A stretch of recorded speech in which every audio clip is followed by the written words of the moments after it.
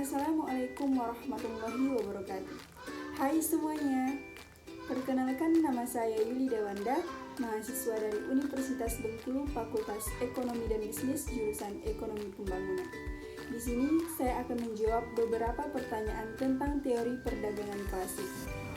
Pertanyaan yang pertama yaitu, hal-hal apa saja yang kalian pahami atau pelajari dari teori perdagangan klasik? Yang pertama, menurut paham merkantilisme, kesejahteraan suatu negara ditunjukkan oleh kepemilikan negara tersebut akan logam mulia.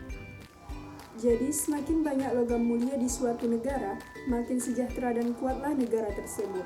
Nah, kaum merkantilisme ini mengukur kekayaan negara dengan stok logam mulia yang mereka miliki. Jadi, kalau ingin kaya, maka banyakin logam mulia. Dengan banyaknya logam mulia, maka semakin besar aktivitas bisnis dalam perekonomian, yang pada akhirnya dapat mendorong ekspor dan mengurangi impor. David Hume adalah orang pertama yang menentang paham merkantilis dengan bukunya pada tahun 1752. Yang kedua yaitu menurut paham Adam Smith. Serangan kedua bagi merkantilis datang dari Adam Smith. Smith memandang kesejahteraan suatu negara ditunjukkan oleh kapasitas produksi, yaitu kemampuan menghasilkan barang dan jasa, bukan pada penguasaan logam mulia. Teori Adam Smith ini membahas tentang teori keunggulan absolut. Suatu negara dikatakan memiliki keunggulan mutlak apabila negara tersebut mampu memproduksi lebih banyak barang dari negara lain dengan menggunakan sumber daya produksi yang sama. Untuk lebih memahami teori keunggulan absolut, berikut ini salah satu contohnya. Bisa kita perhatikan pada tabel berikut ini. Negara X menghasilkan barang A sebanyak 5, negara Y menghasilkan barang A sebanyak 6. Kira-kira negara manakah yang menikmati keunggulan absolut? Nah, jawabannya adalah negara Y. Karena negara Y mampu menghasilkan barang A jauh lebih banyak dibanding negara X. Nah, selanjutnya pada barang B, negara X menghasilkan barang B sebanyak 9, negara Y menghasilkan barang B sebanyak 7. Nah, pada barang B ini, kira-kira negara manakah yang menikmati keunggulan absolut? Jawabannya adalah negara X. Karena negara X mampu menghasilkan barang B jauh lebih banyak dibanding negara Y. Yang ketiga yaitu menurut paham David Ricardo. Teori ini menyempurnakan teori Adam Smith. Untuk kasus negara yang tidak mempunyai keunggulan absolut, menurut Adam Smith tidak bisa melakukan perdagangan. Tetapi menurut David Ricardo ada kemungkinan untuk saling berdagang. David Ricardo mengatakan bahwa suatu negara tidak bisa memproduksi suatu produk yang lebih efisien, sehingga dia membutuhkan negara lain untuk memproduksi produk tersebut. Pada teori David Ricardo ini membahas tentang keunggulan komparatif. Pada teori keunggulan komparatif, suatu negara dapat melakukan perdagangan internasional meskipun tidak memiliki keunggulan mutlak, yakni dengan berspesialisasi pada barang yang memiliki kekurangan yang kecil dibandingkan dengan produksi barang lain. Untuk lebih memahami teori keunggulan komparatif, berikut contohnya. Nah, pada contoh tabel berikut, berdasarkan teori Adam Smith, kedua negara tidak bisa berdagang. Sementara menurut teori David Ricardo bisa. Keunggulan komparatif contoh negara X. Pada keunggulan komparatif, usaha negara X menghasilkan 1 unit barang A sama dengan 5 dibagi 6 usaha negara Y. Usaha negara X menghasilkan 1 unit barang B sama dengan 9 dibagi 10 usaha negara Y. Negara X lebih efisien dibanding negara Y. Pada keefisienan, barang A sama dengan 5 dibagi 6 kali 100% sama dengan 83,3%. Barang B sama dengan 9 dibagi 10 dikali 100% sama dengan 90%. Maka lebih efisien di barang A. Jadi, negara X mempunyai keunggulan komparatif pada barang A. Keunggulan komparatif contoh negara Y.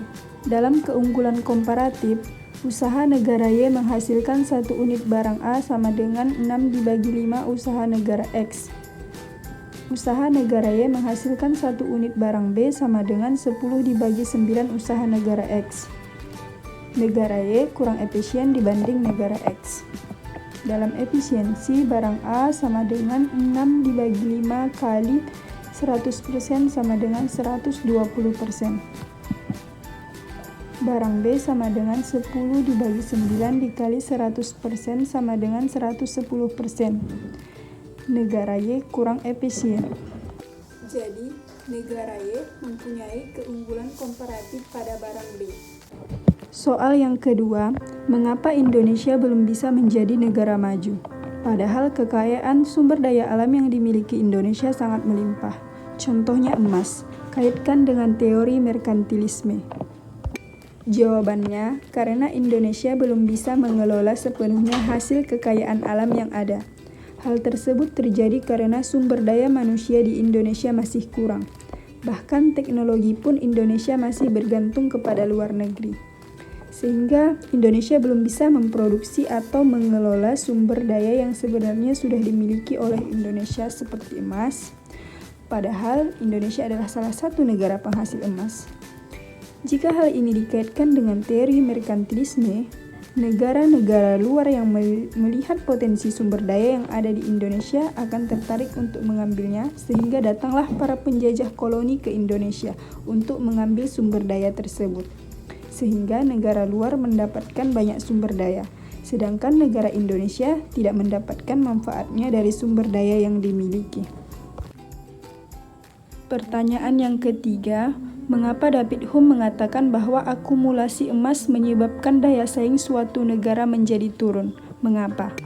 Jadi, jika cadangan emas banyak, maka akan terjadi surplus perdagangan atau ekspor lebih besar dari impor, sehingga jumlah uang beredar semakin banyak dan mengakibatkan terjadinya inflasi.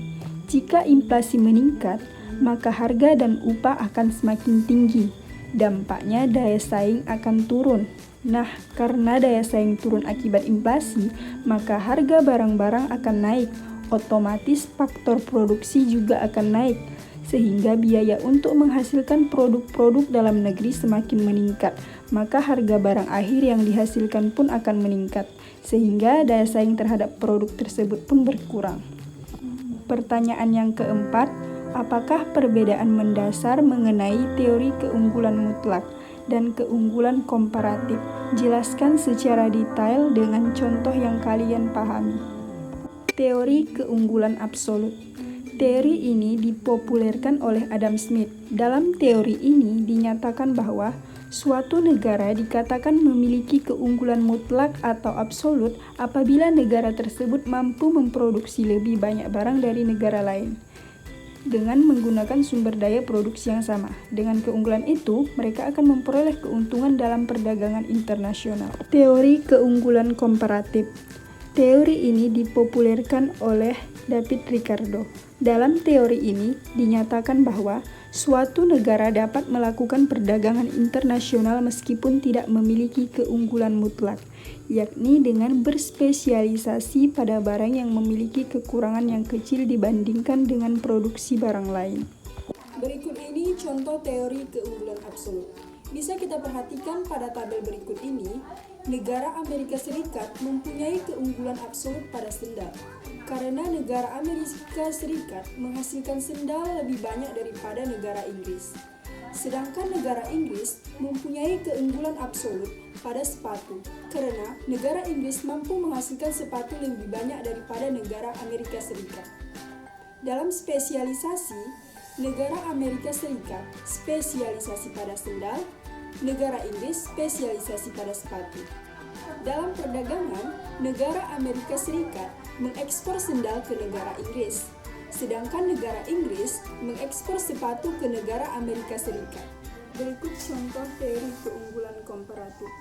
Bisa kita perhatikan dalam tabel berikut, Indonesia menghasilkan 40 kilo beras dan 50 meter kain, sedangkan India menghasilkan 60 kilo beras dan 80 meter kain. Dari tabel tersebut, India memiliki keunggulan mutlak di dua produk, baik beras maupun kain. Kalau menurut teori keunggulan absolut, situasi seperti ini tidak bisa melakukan perdagangan. Tetapi, menurut teori keunggulan komparatif, masih bisa melakukan perdagangan, yaitu dengan cara membandingkan nilai dasar tukar dalam negeri atau DTDN. Untuk mencari nilai DTDN produk beras Indonesia, kita bagi kedua bilangan dengan angka 40. Maka akan kita peroleh 1 kilo beras sama dengan 1,25 meter kain. Sementara, untuk mendapatkan nilai DTDN beras di India, kita bagi kedua bilangan dengan angka 60. Maka akan kita peroleh 1 kilo beras sama dengan 1,33 meter kain. Sekarang kita bandingkan, mana nilai DTDN yang lebih murah. Terlihat jelas bahwa nilai DTDN yang lebih murah yaitu nilai DTDN Indonesia, yaitu sebesar 1,25 meter kain. Maka, Indonesia akan spesialisasi pada produk beras dan mengekspor beras ke negara India. Sedangkan negara India spesialisasi pada produk kain dan mengekspor kain ke negara Indonesia.